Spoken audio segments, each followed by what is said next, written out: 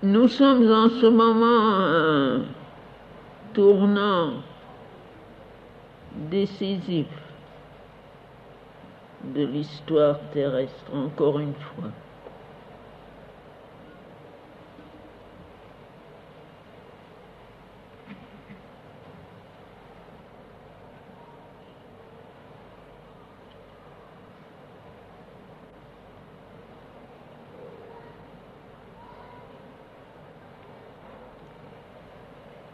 De beaucoup de côtés, on me demande qu'est-ce qui va se passer.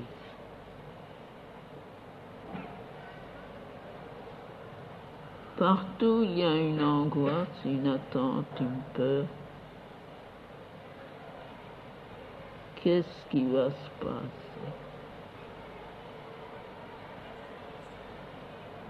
Il n'y a qu'une réponse.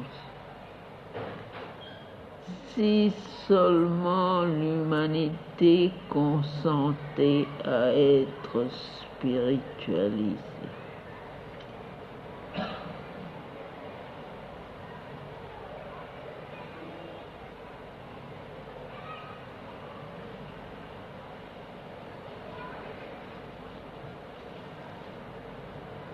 Et peut-être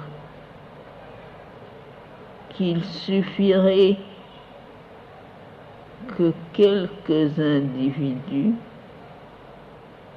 deviennent de l'or pur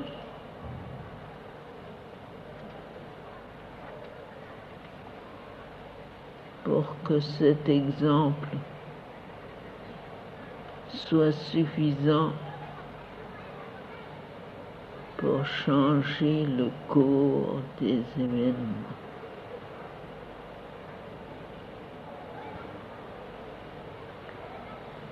Nous sommes en face de cette nécessité d'une façon urgente.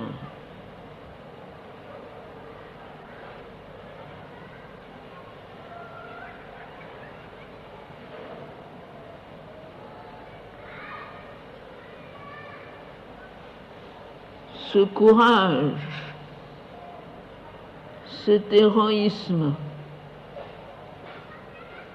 que le divin veut de nous.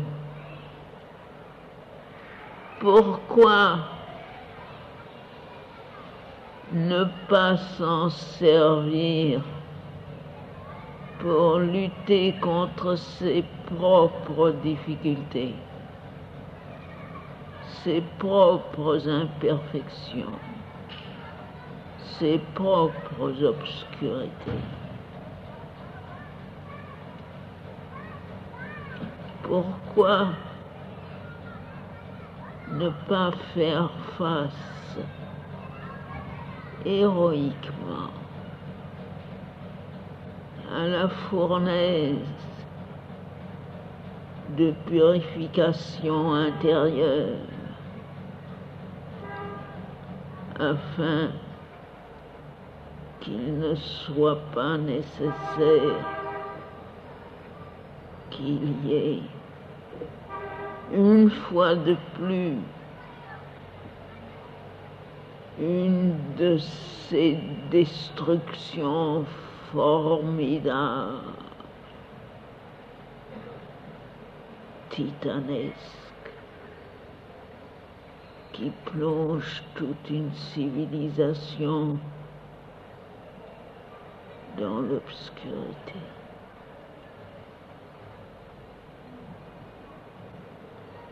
Voilà le problème qui est devant nous.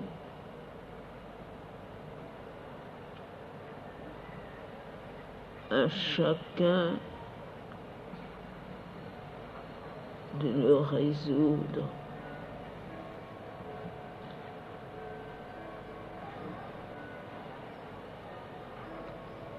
à sa manière.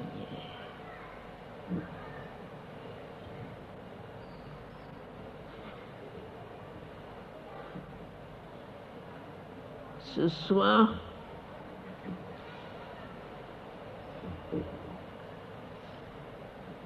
Je réponds aux questions qui m'ont été posées et ma réponse est celle de Sri Aurobindo. Si seulement l'humanité consentait à être spiritualisée.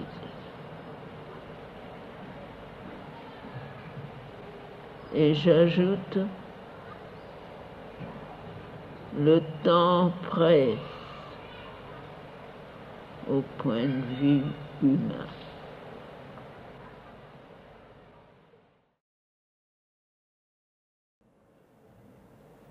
Tout changerait si l'homme consentait une fois à être spiritualisé. Mais sa nature mentale, vitale et physique se révolte contre la loi supérieure. Il aime son imperfection.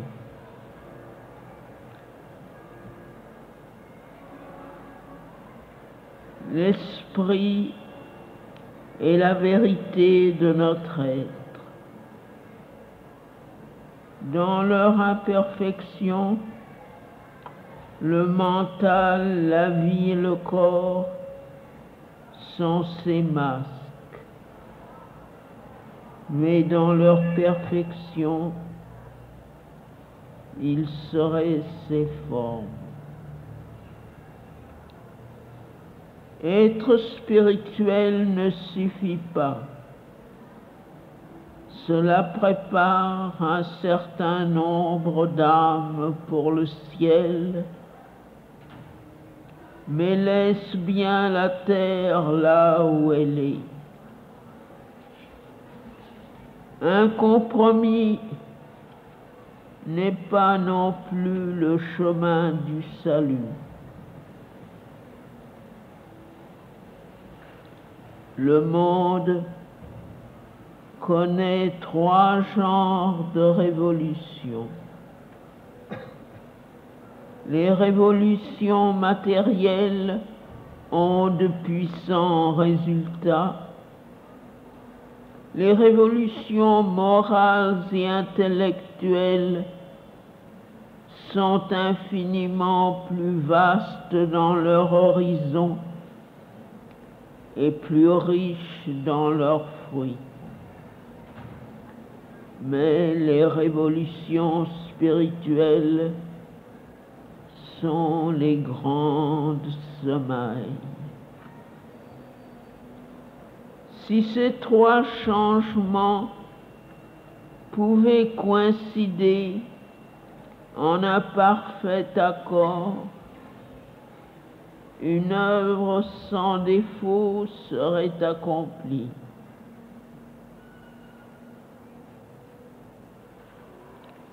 Mais le mental et le corps de l'homme ne peuvent contenir parfaitement la puissance du flot spirituel. La plus grande partie est gaspillée et beaucoup du reste perverti. Dans notre sol, de nombreux labours intellectuels et physiques sont nécessaires pour obtenir une maigre récolte à partir de vastes semailles spirituelles.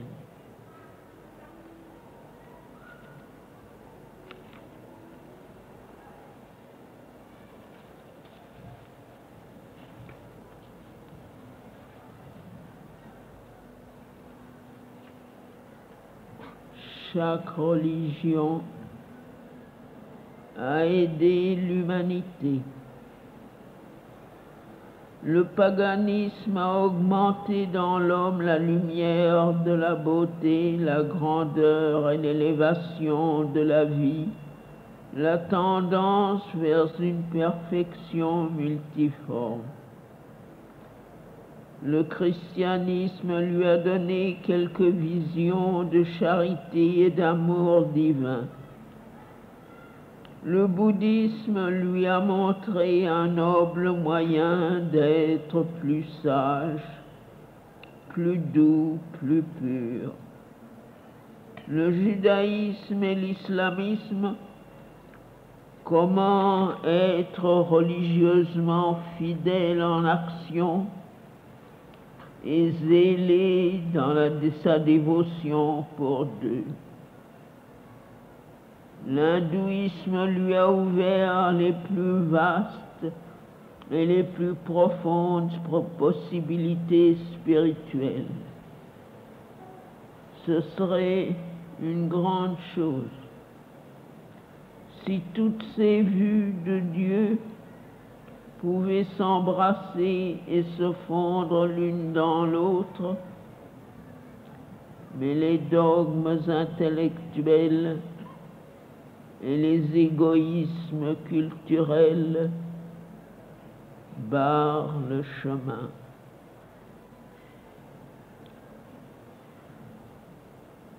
Toutes les religions ont sauvé un certain nombre d'âmes,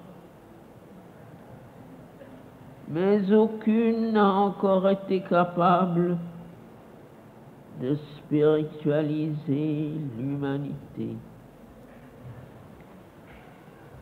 Pour cela, ce ne sont pas les cultes ni les credos qui sont nécessaires, mais un effort soutenu et englobant tout vers notre propre développement spirituel.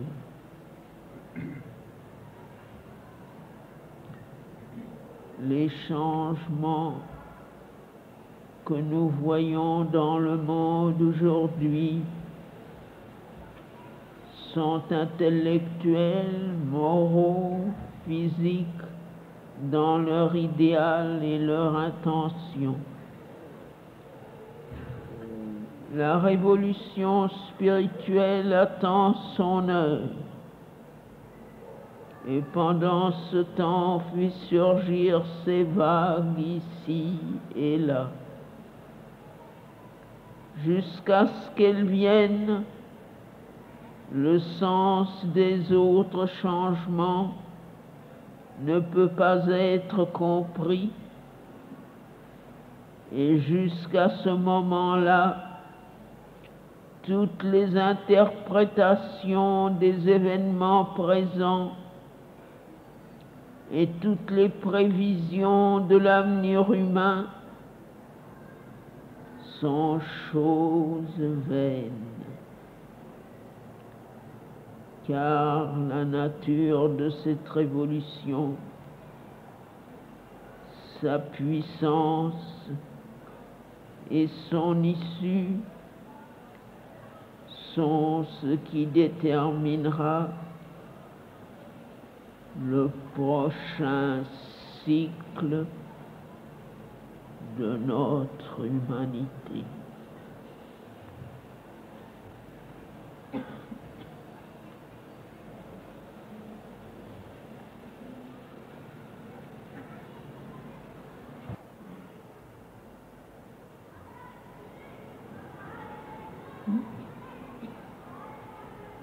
C'est écrit, ce serait une grande chose si toutes ces vues de Dieu pouvaient s'embrasser et se fondre l'une dans l'autre. Mais les dogmes intellectuels et l'égoïsme culturel barrent le chemin. Comment est-ce que c'est possible de...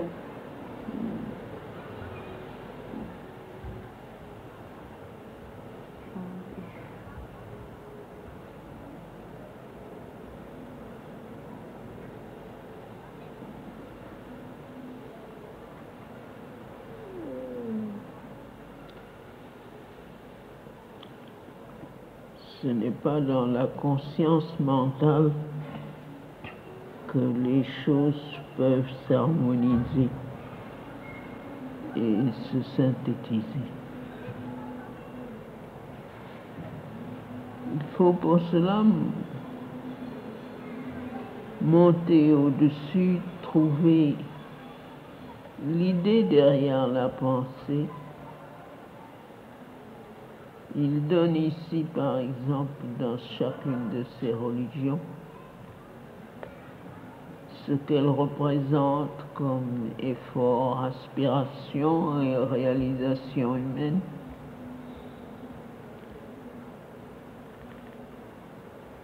Au lieu de prendre ces choses dans leur forme extérieure qui sont justement des dogmes et des conceptions intellectuelles, si on les prend dans leur esprit, dans le principe qu'elles représentent, il n'y a aucun obstacle à les unifier. Ce sont tout simplement des aspects du progrès humain qui se complètent parfaitement bien et qui devraient s'unir avec beaucoup d'autres encore pour former un progrès plus total, plus complet, une compréhension plus parfaite de la vie, une approche plus intégrale du divin.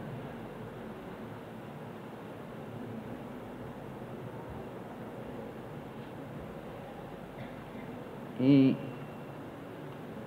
même cette unification qui nécessite déjà un retour vers l'esprit derrière les choses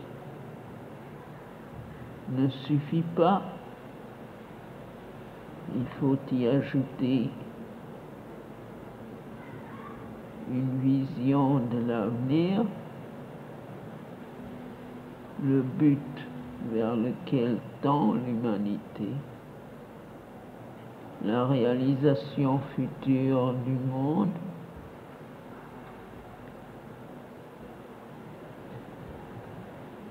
cette dernière révolution spirituelle dont il parle,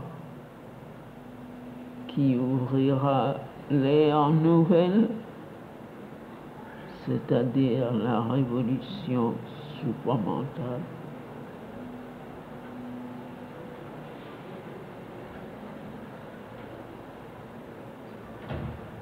Dans la conscience supramentale, toutes ces choses n'ont plus de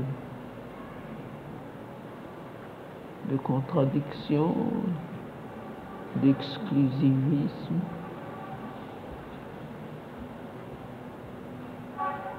Elles deviennent toutes complémentaires.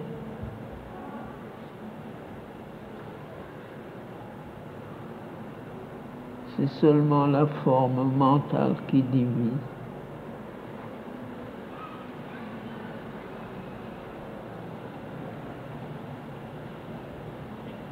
Ce que cette forme mentale représente peut s'unir à ce que toutes les autres formes mentales représentent pour former un tout harmonieux.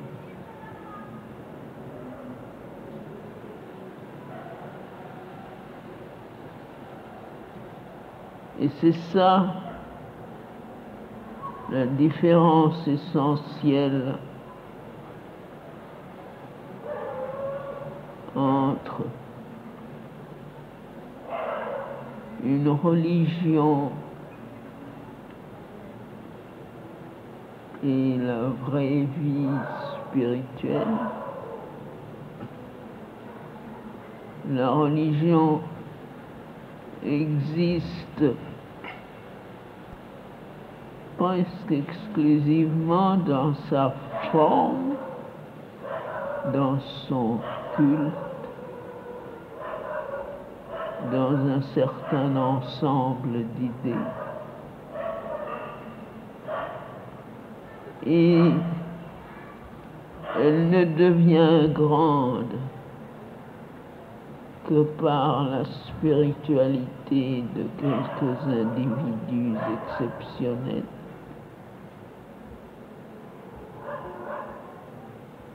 Tandis que la vie spirituelle vraie, et surtout ce que sera la réalisation supramentale,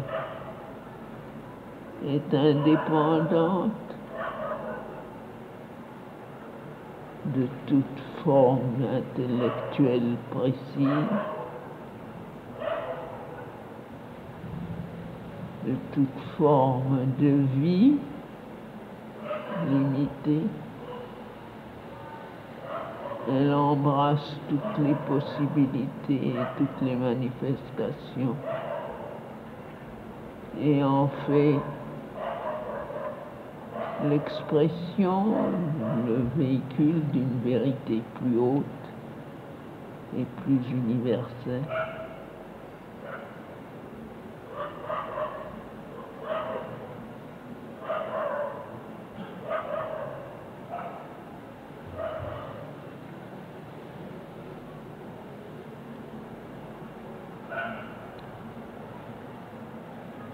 Une religion nouvelle serait une chose non seulement inutile mais néfaste. C'est une vie nouvelle qui doit être créée.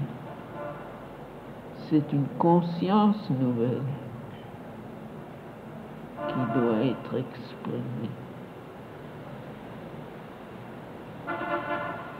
C'est quelque chose qui est au-delà des limites intellectuelles et des formules mentales. C'est une vérité vivante qui doit se manifester.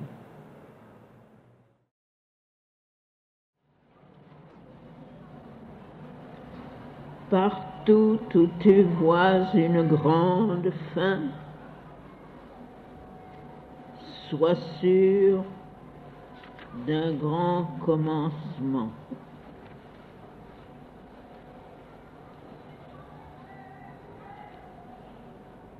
Quand une douloureuse et monstrueuse destruction épouvante ton esprit, console-le avec la certitude d'une vaste et grande création.